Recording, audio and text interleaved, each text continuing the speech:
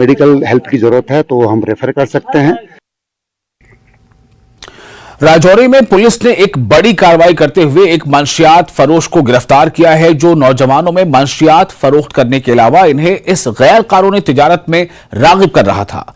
Executive magistrate की मौजूदगी में पुलिस ने छापे के दौरान इसे गिरफ्तार किया।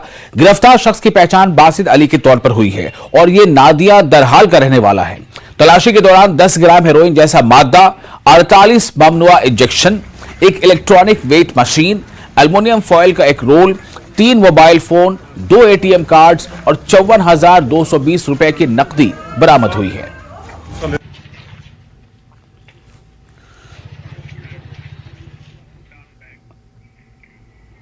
अगली खबर, स्वच्छ भारत मिशन का मकसद खुले में रफा हाजत को खत्म करना है और इस मिशन के जरिए लोगों को इस ताल्लुक से बेदार किया जाता है। ताहम लेह में कंपारी में मजदूर खुले में रफा हाजत के लिए जाते हैं। ये लोग आसपास के खुले खेत और मैदान का इस्तेमाल करते हैं, जिससे माहौल आलूदा होता है और सेहत के मसाइल पैदा होते हैं और बीमारियां फैलती हैं। मजदूरों का कहना है कि मालिक मकान इन्हें बैतुल खला के इस्तेमाल की इजाजत नहीं देते, जिसकी वजह से इन्हें बाहर जाना पड़ता है। न्यूज 18 लद्दाख के साथ बातचीत करते हुए नंबरदार ने मुतल्लिका अथॉरिटी से दरख्वास्त की कि वो मजदूरों के लिए पब्लिक टॉयलेट की तामीर का इंतजाम करें।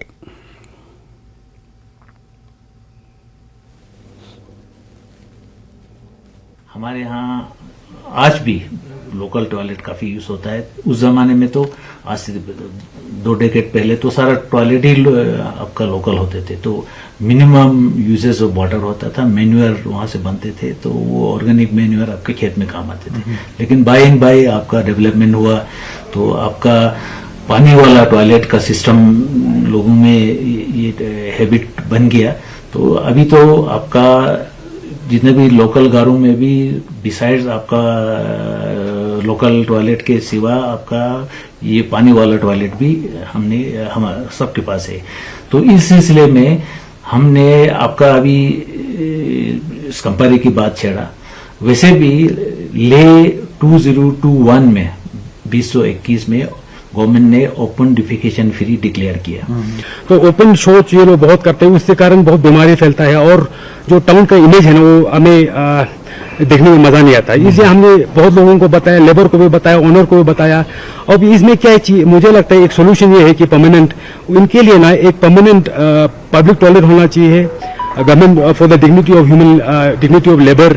तो मुझे लगता है इस पे ना गवर्नमेंट को थोड़ा हमें मदद करने की जरूरत है, क्योंकि पब्लिक टॉयलेट चाहिए एक नहाने के लिए।